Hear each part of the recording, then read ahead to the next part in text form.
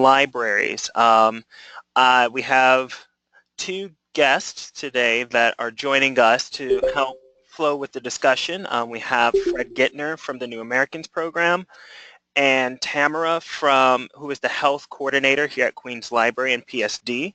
And we're really excited that everyone has joined on with us. So today, what we'll be really going through is talking about developing partnerships with other organizations and programs, and really thinking about ways that we can help foster these partnerships on an organizational and a library level. Additionally, we're going to look at various ways and viewpoints of partnering and helping to build these partnerships, both with other organizations and internally, which will help us to not only better support our customers, but be able to harness and really utilize the resources of ongoing partnerships throughout Queens Library.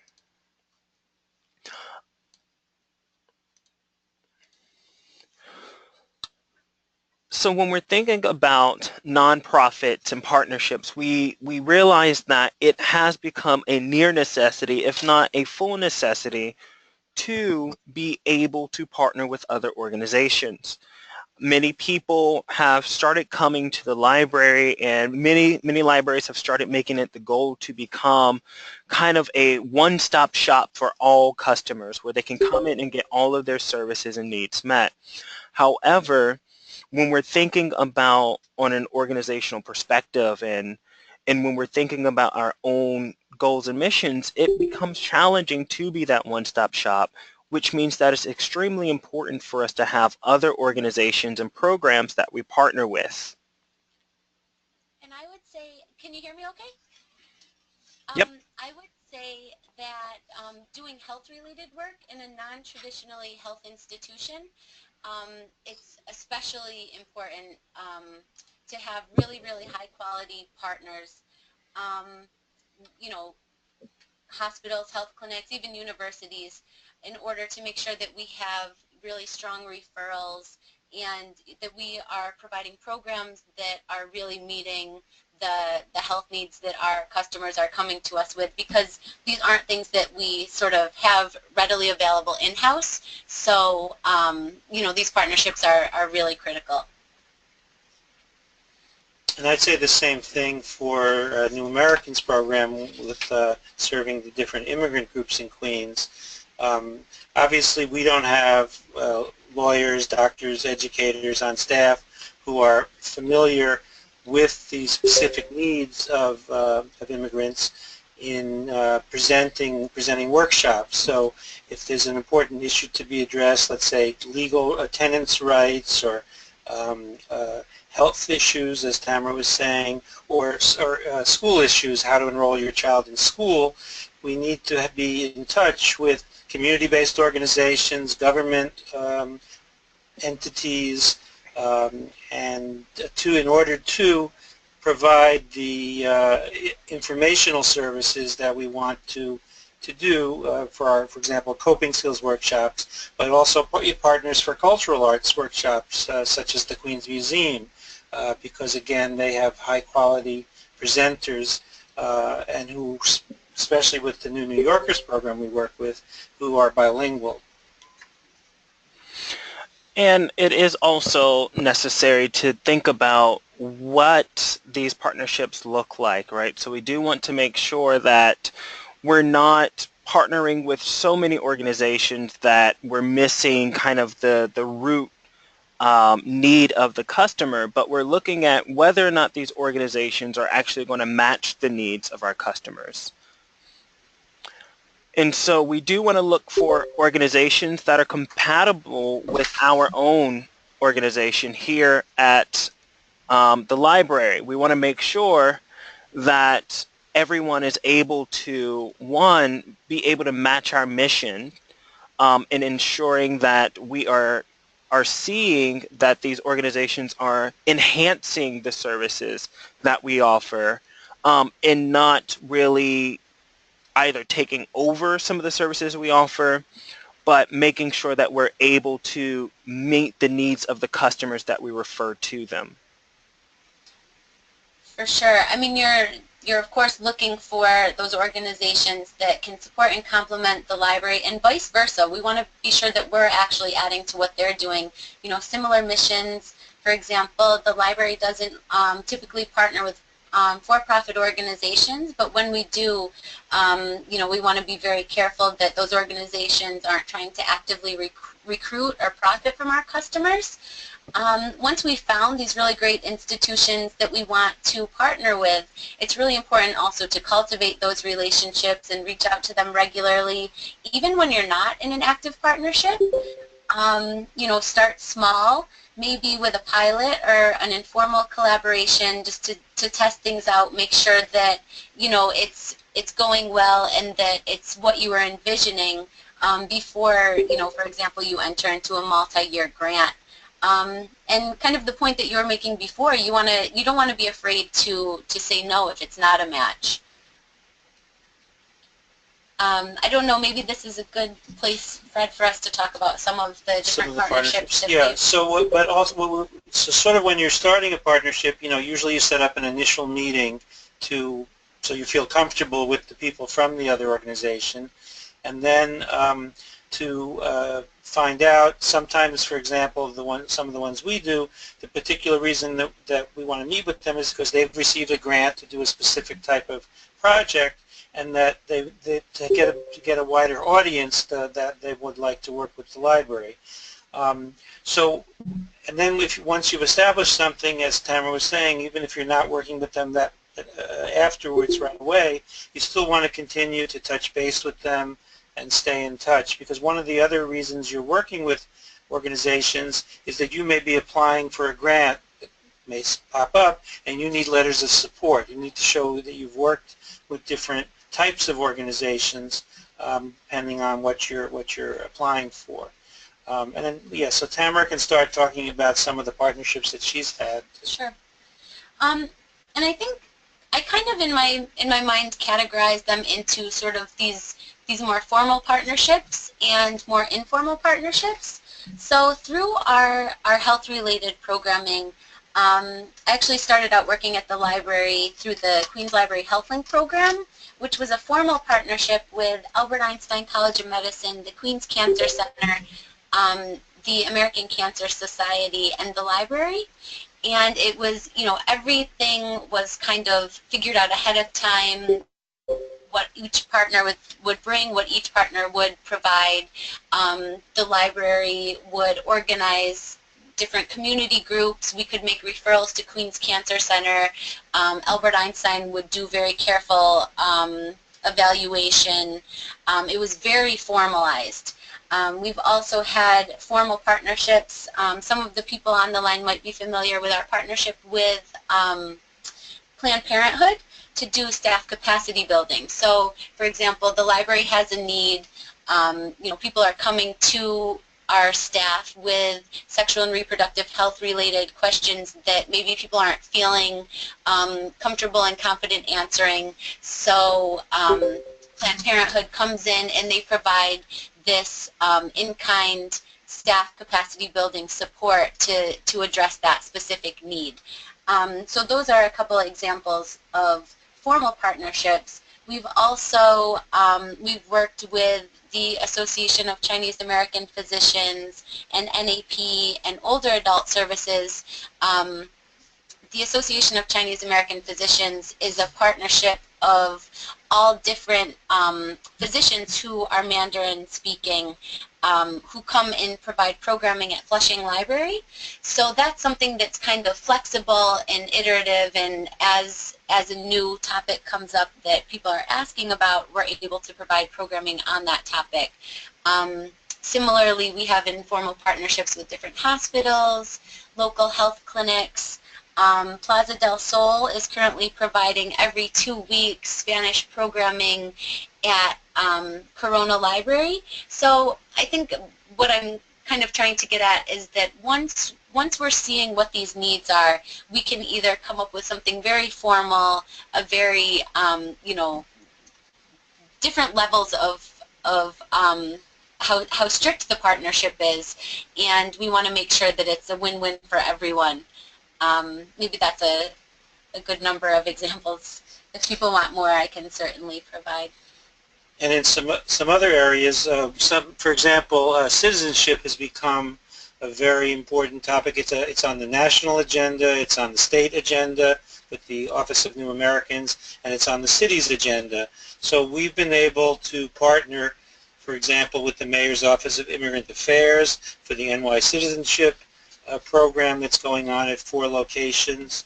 And with the U.S. Citizenship and Immigration Service in creating the New Americans Corners in all of our locations with the forms to apply for citizenship, with brochures, and so those two complement each other, particularly that the New York NY Citizenship Program offers information sessions every few weeks. Some of the other things come up because there's a specialized grant, as I mentioned, that an organization has received. So we've been working with Haitian Americans United for Progress. We hadn't really been doing teen programs that much, but they had a grant to have programs in Haitian Creole and English for, I guess it was called Healthy Relationships for teen issues, where the kids could come to a trusted space at the library and have a dialogue with a specialist from HOUT. Another one we've done in a different area is with the Business Center for New Americans, which is specialized in helping immigrants start small businesses, and they're able to give programs in Chinese, Spanish, and English. So that's been an ongoing partnership, pretty much monthly for quite a while, which is at no cost to the library.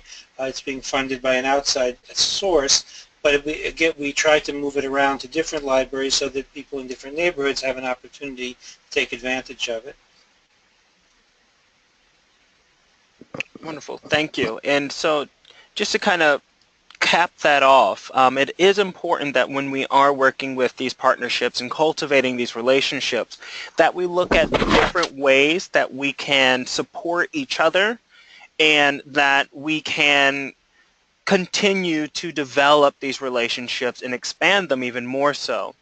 So the question is, really, we are looking at partnerships not as a one-way benefit, but we're looking at what ways we can support these partnerships and what benefits do these partners have by joining with Queens Library.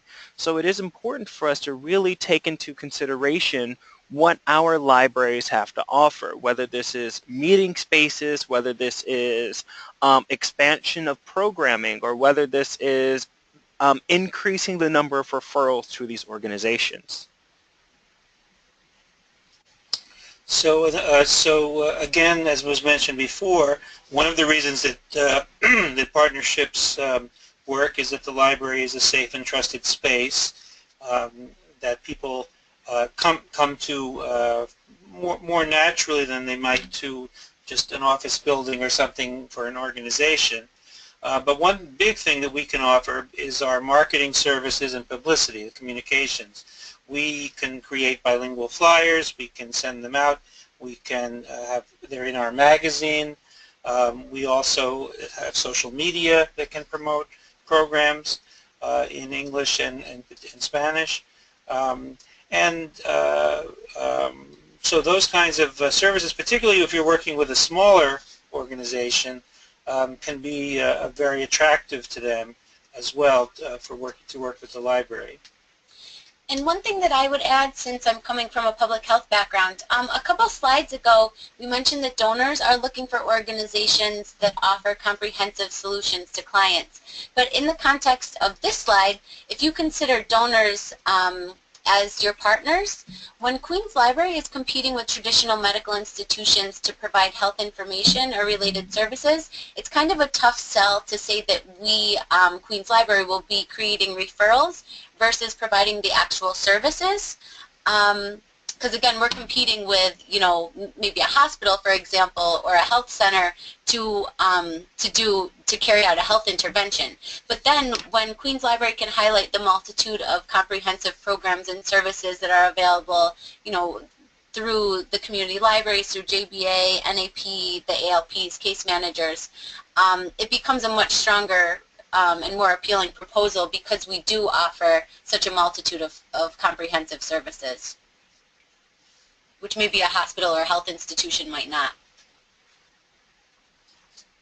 And as they both have mentioned, we do want to think about, when we're thinking about these benefits, what are the ways that we can both view our partners as both a partner, a resource, a donor, whether they're donating time to come to the library or donating resources to give to us so that we can continue working with our customers.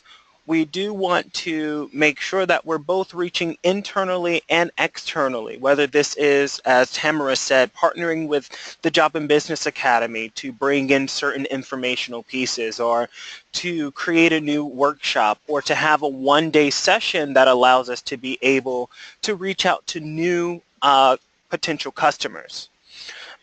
So this really leads us to our next section of what can we as staff members do to support these organizations and find these organizations, because there are many times where organizations may not be available in our communities, or the types of organizations aren't available in our communities.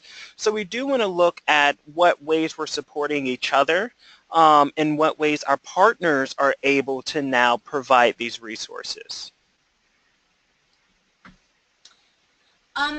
And I would say, I mean, this can be things that are as simple as attending a community meeting or community events. And when you're there, you want to be sincere, self-reflect, understand who you are, what you bring. If you're interested in what other organizations are doing, they can really tell that. Kind of related, talk to your customers. In addition to assessing their needs and interests, find out where they're spending their time and what the organizations are that they trust. And when you find these community leaders, really listen to them and ask who else you need to speak with and who's missing from the table. And I would also say you want to sort of negotiate and reframe things as you're going in the context of the partnership with those different organizations as you're getting to know them, because you might sort of start off in one direction, and based on your needs and based on their needs, you really might need to shift things. I would also say you want to make sure that the community that you're working in is driving your work, and you should be as specific or as general as you need to be in terms of defining both the goal of the program and defining your community. So, because I think that's going to really help you to find the ideal partner. So, for example, is the community that you're trying to reach geographic? For example, anyone who lives in your service area, or is it something more specialized? And I know for certain programs we've been kind of as specific as, like, for example, pregnant Bengali speakers, LGBTQ teens, older adults with diabetes. So you really need to know exactly who your audience is before you can figure out who that perfect partnering organization might be.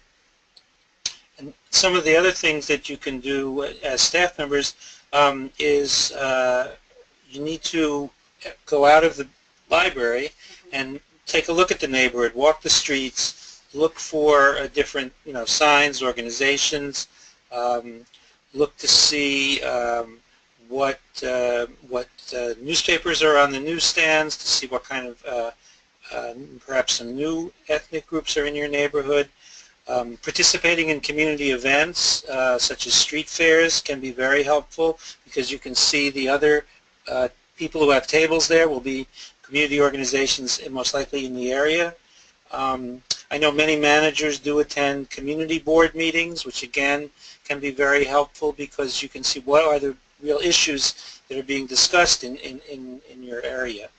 And the other thing that we found helpful is taking a look at those free newspapers that you give away in the library, because there again events from other organizations will be announced because in the paper, and also might be ads from organizations announcing upcoming events, and that could be interesting, and then you can meet and discuss.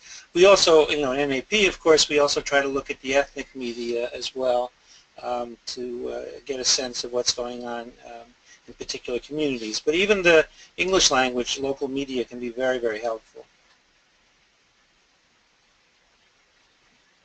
Okay, and so when we're thinking about this as well, it is important, as they both mentioned, to know who is in our neighborhoods. And one way you can do this is really refer to the demographics information that you had online in workshops 2 and 3. That information is actually really crucial to being able to not only understand who's in your community, but to partner effectively, as Tamara mentioned, so that you make sure that the partnerships that you are developing are actually going to be beneficial to the communities that are around us.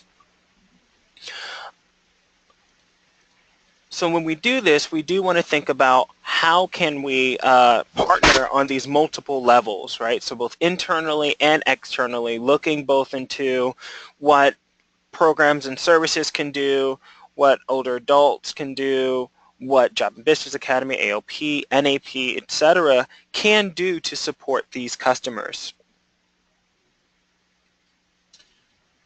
So as was mentioned before, staff, librarians, and other staff on the front line in libraries can have conversations with customers.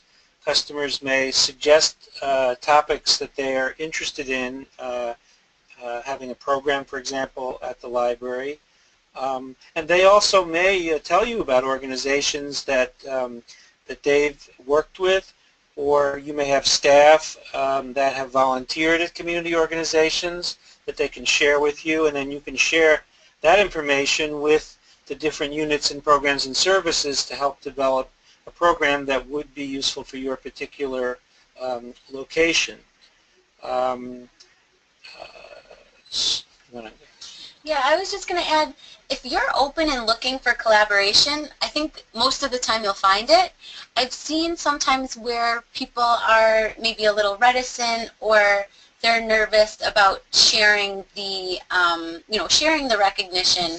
And I think that, hopefully we don't have to be worried about that, because I think that obviously we can achieve a lot more if we're working together and we're striving to have these really strong partnerships and wanting input from our colleagues and wanting feedback so that we can achieve our goal to the best ability. I think also once in terms of external, well, I guess in terms of internal or external partners, a lot of times it's about finding that sort of that person within the organization that shares the same passion or shares the same really strong interest in achieving the goal, because a lot of times it's once you find that person, you'll really build momentum more quickly, I think.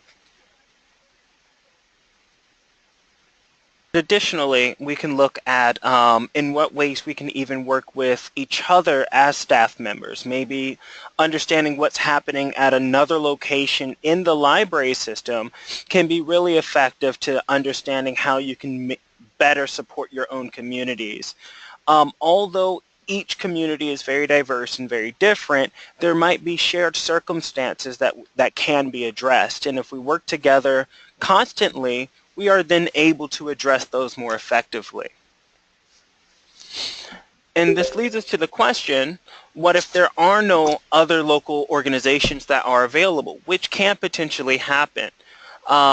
It has been shown that many times these really great community organizations are usually not in the communities that actually need them. They're usually in wealthier areas. They're usually closer to areas that have stronger socioeconomic statuses, and so this does leave lower income and particularly immigrants and those of other cultural backgrounds to have to travel certain distances to get to these services. Oh, so right. So you can also look for organizations that serve citywide, statewide, or even nationally. But you can use online referrals, for internet resources. And for example, the Immigrant Serving Agency Directory and the Community Service Directory, which are both merging soon into the referral management system that all libraries will have access to at the reference desk, which will give you easier access to make direct referrals to a customer who's standing there in front of you. And also the importance of word of mouth. So if you have customers that you hear either sharing with you or sharing with each other about a new organization that's emerging in the community, or where they go to access a resource, that can be useful too. And additionally, thinking about and expanding on the referral management system that Fred was discussing, this resource is really meant to be expanded so that it's easier to access this information. Because there are so many needs that our customers have, sometimes referring them to an organization might not be possible. And especially in the cases of if a customer comes directly to a computer, sorry guys, if a customer comes directly to a computer, is online, and needs assistance, what are the available options to be able to do that? And that's really where partnering internally comes into play. If we know that we cannot meet that need immediately as an individual, is there somebody who's around us, whether that's in the library location or nearby, such as in the Adult Learning Center, that is able to support this customer more immediately?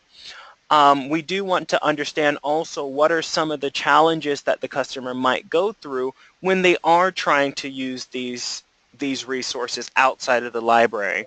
We must take into consideration that the library itself is not as openly accessible to everybody in other countries. So for them to have the experience to come to a particular location and spend time in the library and have access to these open resources is in many ways something that is not something that they're used to or accustomed to. So we do want to keep in mind that when we are partnering and when we are looking at these immediate needs, that we're also supporting the customer as they're trying to move to the next place. And that leads us to the next steps. What are ways that we can help prepare ourselves and then help prepare our customers? And additionally, what are ways that we can advocate for our customers in the circumstances that might be challenging for them? Well, one point that Fred touched on earlier, a lot of times you want to go out and find the organizations before it's time to start the project. So going out, knowing your community, knowing the neighborhood that your library is in, again, before it's time to start the project. Also, again, starting conversations with your customers and then actually following up on the things that they say. So for example, if people in your community are really, a lot of customers are coming in with questions about parenting, you could speak with one of the coordinators here at Central, either get parenting classes, a program on parenting, even plan a community meeting where people could, have a conversation about this on their own in the library, things like that.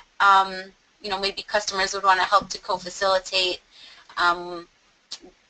let those programs kind of unfold and find those leaders in your community who want to be involved. And I just want to remind people that Programs and Services Department is made up of many different activities. So everyone in the coordinators, etc., all welcome ideas from the community libraries. Obviously, not everything can be done, but if you've already made some sort of a contact that you can pass along, that's really helpful. So, of course, you have the age specialists, the adult, young adult, and children. You've got older adults. You've got early childhood, community health, NAP for Immigrant Services and ESOL, the Adult Learner Program. And just to mention again that the Adult Learner Program does have case managers, so sometimes it's not only open to adult learner program registered students, that you can refer people to the case managers that are at the adult learning centers. I believe there are 4 or 5 of them.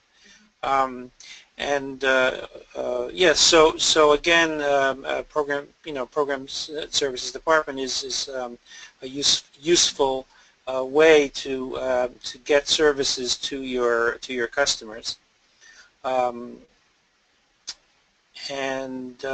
Really, actually a lot of partnerships do come from local grassroots efforts to create future partnerships, or even if you're telling us about something, it may not be possible just then, but it might be down the road that something would work out, or we've already heard from another library that's interested in that, so we can then plan a series of programs. Yeah, and one way that this has been exhibited is through the ID NYC, something that was very strongly needed in New York City and then implemented through partnerships with the library in the city. I mean, these are ways that we are noticing the needs of the community and being able to then advocate for our community by saying that we're going to give you official documentation that you are a resident here. These are ways that we continue to support our library customers, and these are ways that these partnerships are really effective in ensuring that customers are having their needs met. And as mentioned several times, with these partnerships, there are potential alternative grants and potential new initiatives that can begin simply through the beginning of the partnership. So getting to know these organizations, even if you do not establish a formal partnership with them, it can be the foundation for something that can really successfully support our customers. And we are looking for starting these conversations with customers, and Tamara mentioned that many customers will be very interested in co-facilitating, whether these are community leaders or whether these are repeat customers that constantly come to the library and are looking for new ways to volunteer, new ways to support their other members of their communities. And we want to think about our own experiences that we have in doing this, whether this is internally, externally, whether you yourself have gone through the steps to begin partnering and begin supporting each other. And this is really across title. This is really across all perspectives of the library, whether we partner with organizations or if we partner with the Job and Business Academy to support resume writing on a computer. That might be something specific, that might be something successful, because we know that is a demonstrated need. So it is important that we continually cultivate these relationships, and even if it starts with just one organization or one community leader and that begins to grow, it's more important that we take the steps now to begin this than to wait and hope that maybe the partnership would be cultivated differently, because at any moment there could be an opportunity for us to step up to the plate and support customers in a different way. And one thing that kind of going along off of that, sometimes if you can't, this also goes back to the slide about what if you can't find the perfect partner in your area.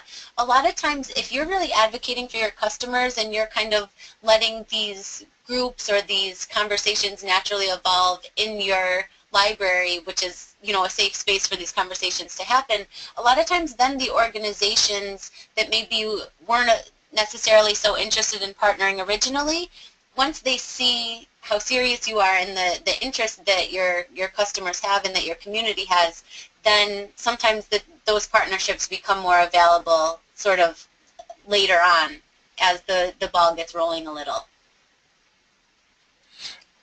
Thank you for that addition, Tamara, and that's absolutely right. We want to look for getting that snowball effect of starting somewhere, starting off with something small and letting it grow and letting it become the well-established partnership that we are looking for.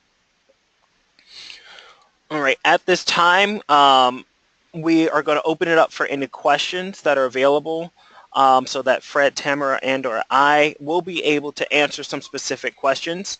If you do have them, can you please type them into the chat box, and then we'll go into the upcoming items and wrap up for today's session. Casper.